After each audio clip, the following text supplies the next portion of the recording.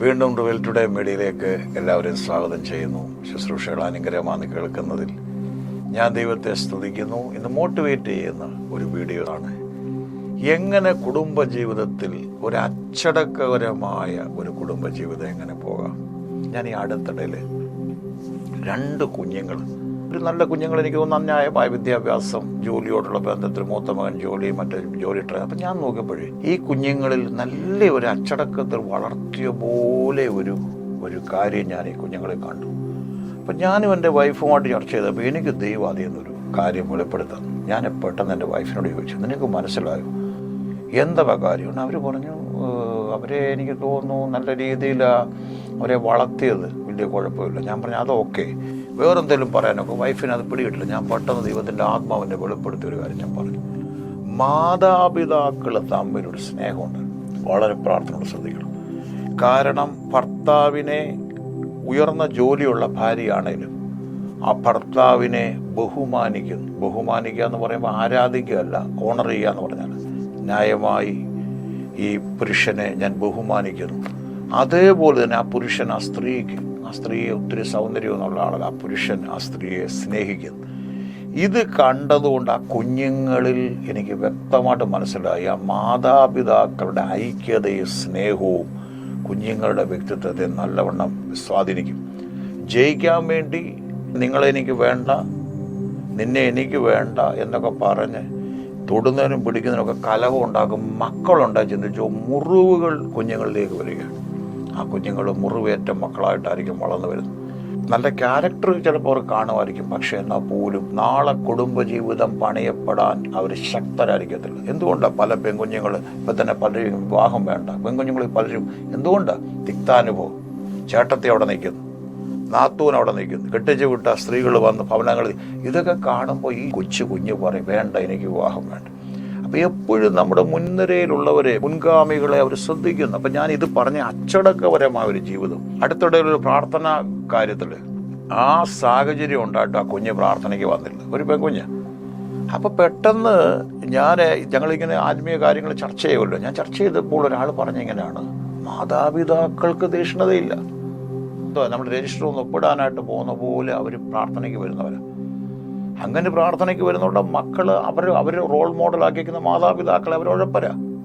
അപ്പം ആ കുഞ്ഞ് എങ്ങനെയാണ് പ്രാർത്ഥനയ്ക്ക് വരുന്നത്? അതേസമയം സമയം കണ്ടെത്തി ദൂരെ നിന്ന് എനിക്കൊരു ആരാധനയ്ക്ക് അത്ര പ്രാധാന്യമുണ്ട് വന്ന കുഞ്ഞുങ്ങളുണ്ട്. കുടുംബജീവിതത്തെക്കുറിച്ചാണ് ഞാൻ പറഞ്ഞു വരുന്നത്. ശ്രദ്ധിക്കണം, കുടുംബ പ്രാർത്ഥന എൻ്റെ ജീവിതത്തിൽ എനിക്ക് ഏറ്റവും വലിയൊരു സന്തോഷവും ഇന്നൊരു അടിസ്ഥാനപരമായ ഒരു ജീവിതത്തിലേക്ക് ദൈവം എന്നെ കൊണ്ടുവന്ന എൻ്റെ വീട്ടിലെ അടിത്തറയുള്ളൊരു കുടുംബ പ്രാർത്ഥനയാണ്. അവിടെയാണ് എത്ര തിരക്കാണേലും, പ്രത്യേകിച്ച് ഞാൻ ടൗണിലെ മാർക്കറ്റിനടുത്തൊക്കെ ഞങ്ങളുടെ കുടുംബം തെറ്റിപ്പാനുള്ള 100 ചാൻസ് ഉണ്ട്. അതുകൊണ്ട് എൻ്റെ പിതാവ് ഒരു നിയമം വെച്ചിരിക്കുന്നത് 8 മണിയാകുമ്പോൾ കുടുംബ പ്രാർത്ഥന. അപ്പോൾ എവിടെ പോയാലും അവിടെ വരണം. ഇച്ചിരി വളർന്നൊക്കെ കഴിഞ്ഞ് അല്പം അതിനെയൊക്കെ നമ്മൾ ഫ്ലെക്സിബിൾ ആകാത്ത ലെവലിലേക്ക് വന്നെങ്കിലും അതൊത്തിരി അടിസ്ഥാനപരമായി പഠിപ്പിച്ച നമ്മളെ. അപ്പം പ്രാർത്ഥനയ്ക്ക് വേണ്ടി ആ ടൈമിന് കൂടി വരും. കുടുംബ പ്രാർത്ഥന ഒന്നിച്ച്, അതിന് കമ്മ്യൂണിക്കേഷനാണ് ശരിക്കും പറഞ്ഞു. ഒന്നിച്ച് പ്രാർത്ഥിക്കാൻ വരുന്നു, ഒന്നിച്ച് ഭക്ഷണം കഴിക്കുന്നു, ഒന്നിച്ച് ഒരു ടേബിളിന് മുമ്പിൽ ഇരിക്കും. ഇതൊക്കെ നമ്മുടെ ജീവിതത്തിൽ നടന്നിട്ടില്ലെങ്കിൽ ഇനിയും പ്രാക്ടിക്കലാകാൻ ശ്രമിക്കണം. ചെറിയ മാറ്റങ്ങൾ. പെട്ടെന്നൊരു വീട്ടിൽ കണ്ട് അവരെല്ലാം കൂടെ ടേബിളിന് മുമ്പിൽ പരസ്പരം മിണ്ടാതെ അകന്നിരിക്കുന്നവർ പെട്ടെന്ന് ആളെ ഒരു ടേബിൾ പിടിച്ച് അവിടെ അടിയായിരിക്കും നടക്കുന്നത്, അവിടെ വഴക്കായിരിക്കും ഉണ്ടാകുന്നത്. എന്നാൽ പെയ്യെ മാറ്റങ്ങളിലേക്ക്, ചെറിയ മാറ്റങ്ങളിലേക്ക് വന്നാൽ വലിയ വ്യതിയാനമുണ്ട്. കുടുംബത്തിലെ അച്ചടക്കം കുഞ്ഞുങ്ങളുടെ ഭാവിയുമായിട്ട് ഏറ്റവും കണക്ട് ചെയ്ത് കിടക്കുന്നു. മാതാപിതാക്കൾ, പ്രത്യേകിച്ച് മദ്യപാനിയായ പിതാവാണെങ്കിൽ, ജീവിത ഉത്തരവാദിത്തമില്ലാത്തതാണ്, ഭാര്യയെ ഉപദ്രവിക്കുന്ന പിതാവാണെങ്കിൽ, ഭർത്താവിനെ ബഹുമാനമില്ല സംസാരിക്കുന്ന ഭാര്യയാണ്. ഇതെല്ലാം കുഞ്ഞുങ്ങൾ ശ്രദ്ധിക്കുകയാണ്. അപ്പം അച്ചടക്കമുള്ള കുടുംബജീവിതങ്ങളിൽ മാതാപിതാക്കളുടെ പെരുമാറ്റങ്ങളും പ്രാർത്ഥനകളും, എൻ്റെ റോൾ മോഡൽ എൻ്റെ പിതാവായിരുന്നു. പ്രാർത്ഥനാ ജീവിതം. രണ്ടാമത് അദ്ദേഹത്തിൻ്റെ തൊഴിലിനോടുള്ള, കരിയറിനോടുള്ള അദ്ദേഹത്തിൻ്റെ ആ enthusiasm, അതായത് ഏറ്റവും കൂടുതൽ ആ ഉത്സാഹം, ആ താല്പര്യം, ആ തീഷ്ണത, ഒരു കാര്യം ചെയ്യുന്നതിൽ അദ്ദേഹത്തിൻ്റെ താല്പര്യം. അപ്പോൾ നമ്മളെ കുഞ്ഞുങ്ങളെ ശ്രദ്ധിക്കും. ഇവിടെ ഒരു സൂപ്പർ സ്റ്റാറിൻ്റെ മകൻ പറഞ്ഞത് എൻ്റെ ഡാഡിയാണ്, എൻ്റെ ബാപ്പയാണ്, എൻ്റെ റോൾ മോഡൽ. അപ്പം നമുക്കത് പറയാൻ കാരണം എപ്പോഴും നമ്മൾ ശ്രദ്ധിച്ചോണം. അവർ നമ്മളെ ശ്രദ്ധിക്കുന്നു. വീട്ടിലെപ്പോഴും തൂങ്ങിപ്പടച്ച് എങ്ങും പോകാതെ, പണിയുണ്ടെങ്കിലും ജോലിക്ക് പോകത്തില്ല, മടിച്ചിരിക്കുന്ന, ഒന്നും അയ്യത്ത് കാട് പിടിച്ച് കിടക്കുക, അവിടെ ഭൂമി പൊന്നാക്കാം, വെറുതെ ഇരുന്ന് സമയം കളഞ്ഞ് കുറ്റം പറഞ്ഞ് വെറുതെ ഓരോ ദിവസം കളയുന്നൊരു പിതാവും മാതാവാണ്. ആ കുഞ്ഞുങ്ങളെ ശുഷ്കിക്കുകയാണ്. ആ കുഞ്ഞുങ്ങളുടെ വ്യക്തിത്വത്തെ അത് ബാധിക്കുകയാണ്. അടിസ്ഥാനപരമായ കുടുംബജീവിതങ്ങളിൽ മാതാപിതാക്കൾ ഏറ്റവും പ്രാധാന്യമായിരിക്കുന്നു. ഭർത്താവിനെ ബഹുമാനിക്കാത്തൊരു സ്ത്രീയാണെങ്കിൽ വളർന്നു വരുന്ന പെൺകുഞ്ഞുങ്ങളിൽ അത് ഭയങ്കരമായി ബാധിക്കും. അങ്ങോട്ടും ഇങ്ങോട്ടും ഒരാൾ സ്ത്രീ ബഹുമാനിക്കുമ്പോൾ തന്നെ ആ സ്ത്രീക്ക് സ്നേഹം കൊടുക്കണം. അങ്ങോട്ട് പരസ്പരം ബഹുമാനിക്കണം തന്നെ ഞാൻ പറയുന്നു.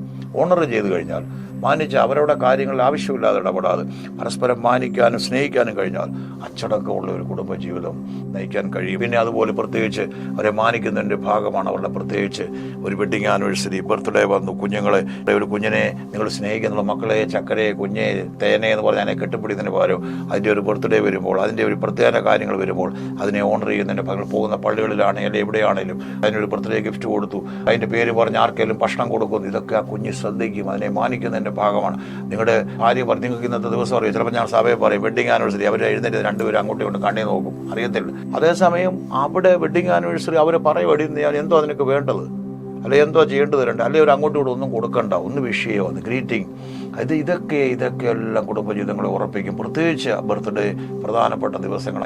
എൻ്റെ അപ്പൻ മരിച്ച തീയതി എനിക്ക് ഓർമ്മയുണ്ട്, നിൻ്റെ അപ്പൻ്റെ എനിക്ക് ഓർമ്മ, ഇങ്ങനെയുള്ള കാര്യങ്ങളൊന്നും പറയരുത്.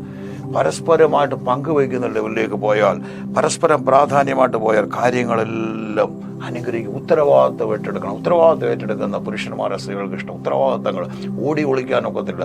പലപ്പോൾ പറഞ്ഞു, ഇന്നലെ വിവാഹം കഴിഞ്ഞ ഘട്ടത്തിൽ ഒരു സ്ത്രീ ഒരു ഏഴജാതി വന്നപ്പം ചട്ടന്ന് ചാടി തെങ്ങിൻ്റെ മേളിൽ കയറിയിരുന്നിട്ട് പുള്ളി മേളിൽ നിന്നിട്ട് ഓർഡർ കൊടുക്കുക, ഭാര്യയോട് പറയും ഇങ്ങനെ കുത്തണം കേട്ടോ, ഇങ്ങനെ കുത്തണം, അങ്ങനെയല്ല, അങ്ങനെ അടിക്കരുത്, ഇങ്ങനെ പറയുന്നവരെയല്ല സ്ത്രീകൾക്ക് വേണ്ടത്. ചങ്കുറ്റത്തോടെ നേരിടുക. ആ പ്രശ്നം സാരമില്ല, നമുക്ക് സോൾവ് ചെയ്യാം, പക്ഷെ വിഷമിക്കേണ്ട, ദൈവമുണ്ട്, കുഞ്ഞുങ്ങളുടെ ഒരു പ്രയാസത്തിന് മക്കളെ സാരമില്ല, അതിനെ പഠിപ്പിക്കുക മാത്രം, അതിനുവേണ്ടി കരയുക, പ്രാർത്ഥിക്കുക. അച്ചടക്കമുള്ളൊരു കുടുംബജീവിതങ്ങളിലേക്ക് പോകുമ്പോൾ കുടുംബജീവിതം അനുഗ്രഹിക്കപ്പെടും. ചെറിയ കാര്യങ്ങളെ പറഞ്ഞു, അനുഭവങ്ങളിൽ നിന്ന് ഒത്തിരി പഠനം നടത്തിയൊന്നുമല്ല പറയുന്നു. അതുകൊണ്ട് നല്ല തീരുമാനങ്ങൾ എടുത്താട്ടെ. ഒരാൾ സാക്രിഫൈസ് ചെയ്യണം. ദൈവങ്ങളെ സാക്രിഫൈസ് ചെയ്യാതെ കുടുംബജീവിതം മുമ്പോട്ട് കൊണ്ടുപോകാൻ ഒക്കത്തില്ല. സാക്രിഫൈസ്, ഒരാളിന് തീരുമാനം എടുക്കണം, എനിക്ക് അനുഗ്രഹിക്കപ്പെടണം, ഞാൻ അതിന് തിരുത്താൻ തയ്യാറാണ്, ഞാൻ എന്നെ ഏൽപ്പിച്ചു കൊടുക്കാൻ തയ്യാറാണ്. ഒരാൾ അങ്ങനെ തീരുമാനിക്കുമ്പോൾ ആ കുഞ്ഞുങ്ങളത് കാണും.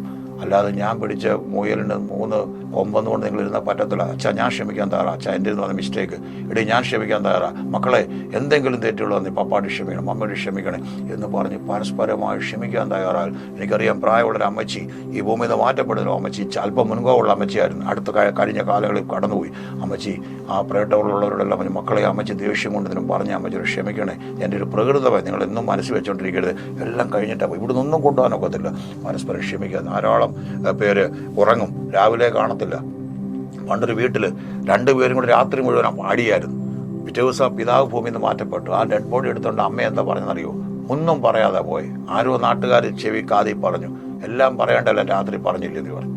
പലരും മാറ്റപ്പെടുമ്പോൾ ഈ രാത്രി സൂര്യൻ അസ്തമിക്കുന്നതിനും ഉറങ്ങുന്നതിനും പരസ്പരം ക്ഷമിച്ചും അനുഗ്രഹകരമായിട്ട് പോയി. നിങ്ങളെയല്ല ബാധിക്കും, നിങ്ങൾ മസിൽ പിടിക്കും. കുഞ്ഞുങ്ങളെ തകരുന്ന മറന്നുപോലെ കുഞ്ഞുങ്ങൾക്ക് വേണ്ടി വില കൊടുത്തുകൊണ്ട് പരസ്പരം ക്ഷമിച്ച് സഹിച്ച് മുമ്പോട്ട് പോയാൽ നല്ലൊരു കുടുംബജീവിതം കെട്ടിപ്പടുക്കാൻ കഴിയും. ദൈവം നിങ്ങളെ അനുഗ്രഹിക്കട്ടെ. ഇത് അനുഗ്രഹമാണ്. ഷെയർ ചെയ്യുവാൻ സ്ഥലം മറക്കല്ലേ. ദൈവം അനുഗ്രഹിക്കട്ടെ. ആമേൻ.